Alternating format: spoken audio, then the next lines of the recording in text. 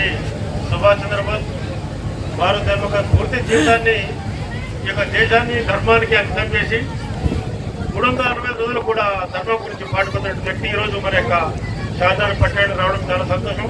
వారు మార్గదర్శనం చేయాల్సిందిగా కోరుతున్నాం. జై శ్రీరామ్. భారత్ మాతా కీ. భారత్ మాతా కీ. మిషన్ పరిషత్ క్షేత్ర సేవ ప్రముఖ రమేష్ అన్న గారు, ఇక్కడ వేదిక పైన పెద్దందరికీ నమస్కరిస్తూ, ఆత్మీయ హిందూ బంధువులారా, ఒకసారి ఆపరేషన్ సింధు కంటే మనందరం చేయాలి. ఆపరేషన్ సింధుకి భారత్ మాతా కీ. మనము ప్రపంచ దేశాల లోపల ఈరోజు ఎలుగెత్తి చాటే శక్తి మనకు వచ్చింది. వల్ల ప్రపంచంలో ఉన్న వాళ్ళందరికీ వాళ్ళ మన గురించి ఆలోచిస్తున్నారు. ఆపరేషన్ సింధు, సీతామాత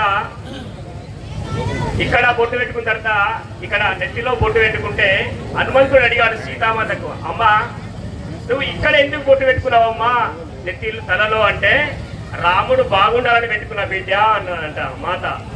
హనుమంతుడు వెళ్ళేది నెక్స్ట్ డే మొత్తం శరీరం అంతా సింధూరు రాసుకొని వచ్చాడు. అంటే మహిళకు మన యొక్క బొట్టు ఏంటంటే మన అందం ఒకటి కనబడుతుంది. సూర్యుని నుంచే అతినీలలో ఉన్న కిరణాలను నిరోధించే శక్తి ఈ బొట్టులో ఉంటుంది. ఇది హిందూ చిహ్నం కాబట్టి ఒక బొట్టును ఒక తుర్పుడు చెడిపేస్తే ఇవాళ అందరిని నాశనం నుంచి మన శక్తి ఏందో చేయించాము కదా. ప్రపంచ దేశాల్లో ఉన్న ప్రతి వారికి ఇవాళ భారతదేశం శక్తి గురించి వాళ్ళ మాట్లాడుతున్నారు. ఎంత బ్రహ్మాండమైన శక్తి అంటే మన సైనికులది అంత బ్రహ్మాండమైన శక్తి. ఈరోజు మనం భారత్ మాతాకి జై అంటాం. మనం భారత్ మాతాకి జై ఎందుకు అంటాం? ఇవాళ బార్డర్ లో సైనికులు నిరంతరం కష్టపడుతూ దేశాన్ని రక్షించడానికి పనిచేస్తున్నారు. వాళ్ళ సేవకు మనం జై కొడుతున్నాం. అనేక మంది కార్మికులు అనేక కార్మిక స్థలాల లోపల పనిచేస్తూ మనకు ఫలితాలను అందిస్తున్నారు. వాళ్ళ యొక్క శ్రమకు మనం జై అంటాం. రైతులు కష్టపడుతూ పంట పండిస్తూ మనకి ఇస్తున్నారు. వాళ్ళ యొక్క శ్రమకు మనం జై అంటాం. ఈ దేశమున్న 140 కోట్ల ప్రజలకు జై అనడమే భారత్ మాతకి జై. అందుకే మనం భారత్ మాతకి భారత్ మాతకి భారత్ మాతకి జై అంటాం. బజరంగ్ దళ్ అనేది 1984 సంవత్సరం ఈ దేశం లోపల రామజానకి రథయాత్ర కొనసాగుతుంటే అలా మూర్ఖుడు ములేన్ సింగ్ యాదవ్, అక్కడ మూర్ఖుడు లల్లు ప్రసాద్ యాదవ్ స్వామీజీలు రథయాత్ర తీస్తామంటే మాకు చాత కాదు, మేము దద్దమ్మలం, మాకు చాత కాదు కాబట్టి మీ రథయాత్రకు మేము సహకరించమని చెప్పారు. స్వామీజీలు అందరూ ఆలోచించారు ఏం చేద్దామని. అనేక మంది యువకులను తయారు చేశారు. ఆ టీము రథయాత్రలో వెనుక తిరిగి రథయాత్రను విజయవంతం చేసుకొని తిరిగి వచ్చిందా బజరంగ్ దళ్. ఈ దేశం లోపల అనేక సమస్యల పైన పోరాడుతుంది బజరంగ్ దళ్. అనేక ఉద్యమాలు చేస్తుంది బజరంగ్ దళ్. దేశం కోసం, ధర్మం కోసం, సమాజం బాగుండనే ఆలోచన కోసమే బజరంగ్ దళ్ పనిచేస్తుంది.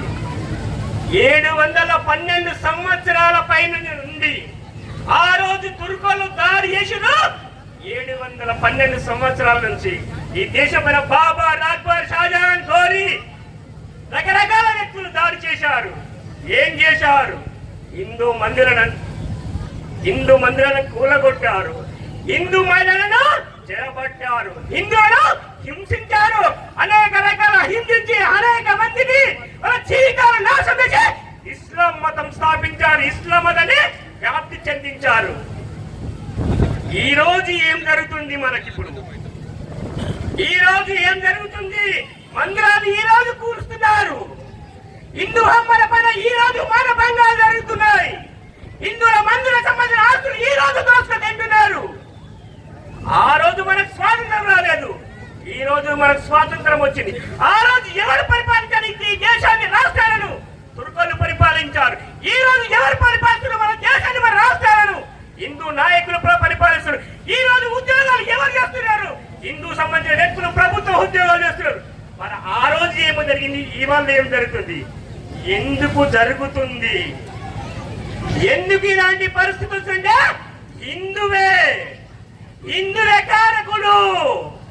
నా చిన్ని పొట్ట శ్రీరామ రక్ష, నేను నా పెళ్ళం పిల్లలు బాగుంటే సరిపాయా, ఇది ఏమైనా నాకు అవసరం లేదు. నాకు ఒక దుర్బుద్ధితో దురాలోచనతో స్వార్థం వల్ల ఇలాంటి పరిస్థితి జరుగుతుంది.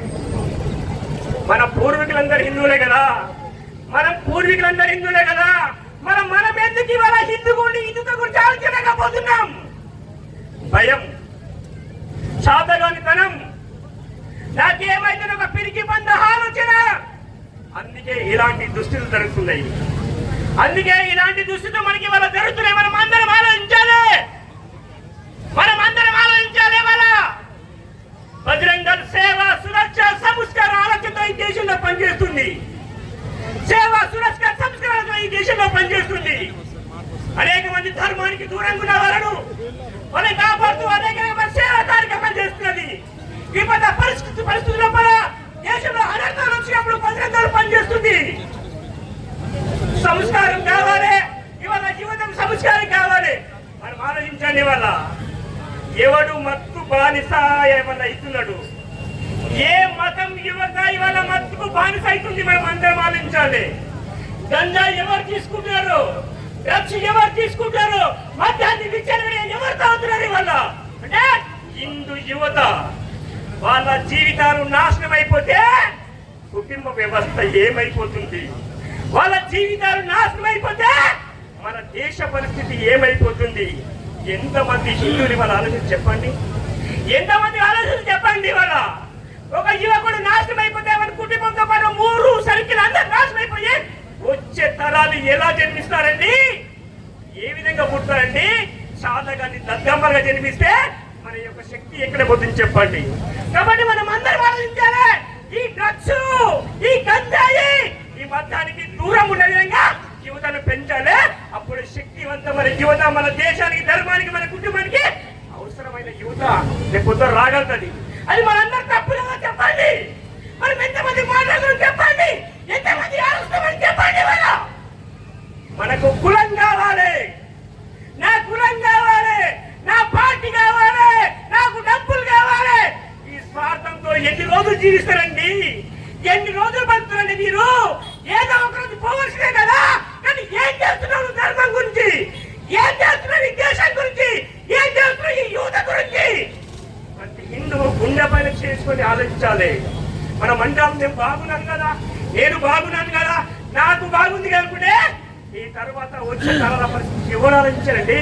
నీకన్నా మంది అనేక మంది త్యాగాలు చేశారు. స్వాతంత్ర ఉద్యమంలో భగత్ సింగ్, ఆజాద్ చంద్రశేఖర్, ఖుదీరామ్ బోస్, సుభాష్ చంద్రబోస్, వీర సావర్కర్ అనేక మంది త్యాగాలు చేశారు. ఏ స్వార్థం కోసం, ఏమి ఆలోచించి ఎందుకు త్యాగాలు చేశారంటే వాళ్ళు పిచ్చా లాభాలు, అరుడు డబ్బులు లేవా, వాళ్ళకి ఏమి లేక చేశారండి? నా వచ్చే తరాలు బాగుండాలి, వచ్చే తరాలు సుఖంగా ఉండాలి, నా దేశం బాగుండాలి, నేనేమైనా నాకు ఏమైనా పర్వాలేదని త్యాగం చేసి మనకు స్వాతంత్రం అందించిపోరండి. ఆ గొప్ప వాళ్ళ జీవితాలు మనం గుర్తు చేసుకోలేక మనం భయపడిపోతూ మన వచ్చే తరాలకు ఏం చేస్తాం మనం ఆలోచించాలి. సేవ కావాలి, సురక్ష కావాలి. మన మందిరం పరిస్థితి మనం చెప్పండి. మన మందిరాలకు హాస్టల్ అమ్ముకుంటున్నాడు, ఎవరు అమ్ముకుంటున్నారండి? మన గోమాత చట్టం ఉంది, 1977 గోమాత చట్టం ఉంది. ఇవాళ అమలు చేయలేదు. పట్టించుకున్న పరిస్థితిలో మన ప్రభుత్వాలు లేవు. గోమాత నడి రోడ్డు పైన కోస్తున్నారు. కళ్యాణ్ బిర్యానీ సెంటర్ రోడ్లో కొనుస్తున్నాయి. అక్కడ అధికారులకు తెలుసు, ఇక్కడ రాజకీయ నాయకులు తెలుసు, ప్రభుత్వ యంత్రం తెలుసు. కానీ కళ్యాణ్ బిర్యానీ సెంటర్ ఎట్లా వస్తున్నాయండి? ఏ విధంగా నడుస్తున్నాయండి? ఏ డాక్టర్ సర్టిఫికెట్ ఇచ్చాడండి? మరి ఆవు రోజు రోడ్డు పైన కళ్యాణ్ బిర్యానీ సెంటర్ ఎట్లా వచ్చిందండి? మన కళ్ళ కనబడుతుంది, పట్టించుకోము. మన కళ్ళను చూస్తాం, చాతగాని వాళ్ళ వెళ్ళిపోతాం. ఇది మన యొక్క పరిస్థితి. మన యొక్క పరిస్థితి విలువలు. మనం ఏం చేస్తున్నాం మనకు అర్థం కాని విలువలు. ఇవాళ హిందూ అమ్మాయిలు పోయిన 2 సంవత్సరాల లోపల 13,20,000 మంది అమ్మాయిలు ఈ దేశంలో రకరకాల కేసుల పైన వెళ్ళిపోయారు. మంది బయటకు వచ్చారు. ఒక 25% కావచ్చు తిరిగి రావచ్చు, ఒక 50% తిరిగి రావచ్చు. మిగతా 50% ఎక్కడ పోయిందో? ఏడే ఉన్నారు ఎవరు తెలుసు? ఇది ప్రభుత్వ యంత్రాంగం లెక్కలు, బుక్కులో ఖర్చు దొరికే లెక్క తెలియాలి. అంటే హిందూ అమ్మాలి తీసుకుపోవాలి, హిందూ అమ్మాలి సంపాలి, కిడ్నీలు అమ్మాలి.